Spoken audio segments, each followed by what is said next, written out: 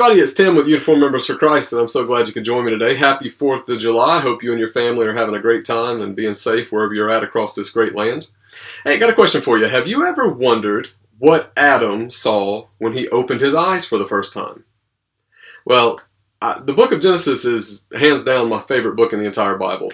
And I would have to say that the first 3 chapters are probably my absolute favorite, and then the first 11 certainly. There's something about prehistory, if you want to call it that, something about that pre-flood world that is so intriguing to me. Maybe it's just the mystery of what it would have been like, what it would have looked like.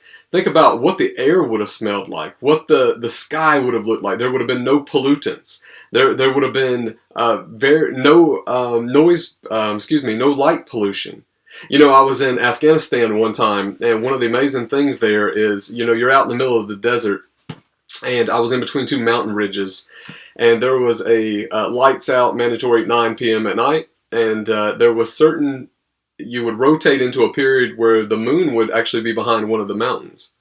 And when that happened, it was absolutely pitch black, and you could see any little light from miles away. But if you looked up, you would see billions of stars, perhaps. I mean, more stars than I had even known existed, because there's so much light pollution normally wherever you're at that you really don't get the opportunity to see the full beauty of God's creation.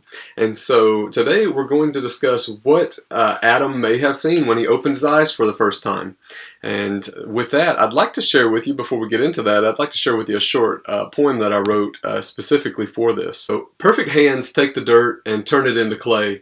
Then soon a masterpiece appears, the likes of which the earth has never seen, as skillful hands mold the lump and eyes and ears and nose appear. Something never seen before on planet Earth arrives, a human being in all his glory is about to rise and shine. Man's first breath is divine as living air from God's own mouth fills his unused lungs. Do eyes burst open, filled with shining sun, or open to gaze upon the face of God the Son? Do oohs and ahs escape his lips as earth he does behold, or enamored with God so much he is that all the rest ignores? One thing's for sure, many others do the answer no. Still, those of us here and now will likely have to wait until that final breath we take and awaken to the place where answers do await. And I wrote that because I was thinking about how amazing it would be when Adam opened his eyes. And, you know, my question is, what did he see? You know, most of us would probably say that Adam saw God, of course. I mean, you know, why wouldn't you say that he saw God? Because in Genesis 2:8, we'll start with verse 7 actually. Genesis 2:7 says, "Then the Lord God formed the man of the dust of the ground, and he breathed into his nostrils the breath of life, and man became a living creature." I think living soul is probably what you might see in other translations. "And the Lord God planted a garden in Eden in the east, and there he put the man whom he had formed." So, why am I asking a question to something that seems so obvious? Well, we have a slight problem, and here's why. Because Jesus said something in John 1:18 that leaves me puzzled. In John 1:18, Jesus said, "No one has ever seen God.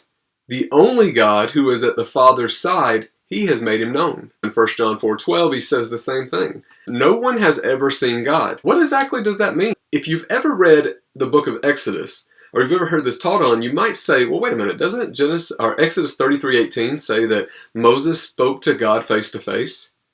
Well, that is certainly what it says, but is that exactly what it means? In Exodus 33:18, Moses says, "Show me your glory." Now, what exactly did he mean by that? God responded to Moses' request by saying, "You cannot see my face, for man shall not see me and live." Wow, that seems to very definitely reflect the words of Jesus, doesn't it? Yeah, so the Father's words are backed up by the Son and then by the Son's disciple John, right? So although Exodus 33:11 says, "Thus the Lord used to speak to Moses face to face as a man speaks to a friend," we come to understand that the language is figurative and implies the level of intimacy that Moses enjoyed with God. So what did Adam see? Adam and Eve were perfect, which leaves me wondering why they couldn't actually see God in his fullness. I'm obviously concluding that they didn't based off the Father's words to Moses and the words of the Son. Then what did they see? Well, maybe it would help us to look at a couple other passages or examples where people have seen God. Abraham saw God as a man in Genesis 18:2, whom he could talk to. Whereas the prophet Ezekiel describes the glory of God that he saw, which made him fall to the ground on his face. He also says that God had a human-like appearance. But he also describes God differently from the waist down and the waist up. He describes him as having a certain appearance. It was very radiant, right? That's certainly not what Abraham saw when he describes what he saw as three men walking toward him from afar. So, some people will say that these statements about God in human form are nothing more than anthropomorphic statements. What is anthropomorphism, you ask? Attribution of human traits, emotions, or intentions to non-human entities. Now, is that what's happening here?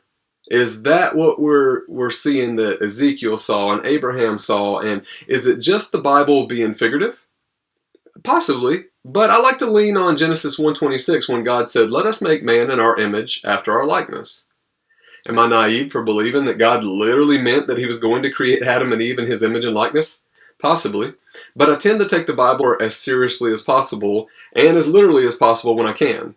And I see no reason to attempt to make the statement in Genesis 1:26 say something else in order to match others' presuppositions. To draw from the poem about Adam, did eyes burst open, filled with shining sun, or open to gaze upon the face of God the Son? The same question can be asked as it relates to his final breath.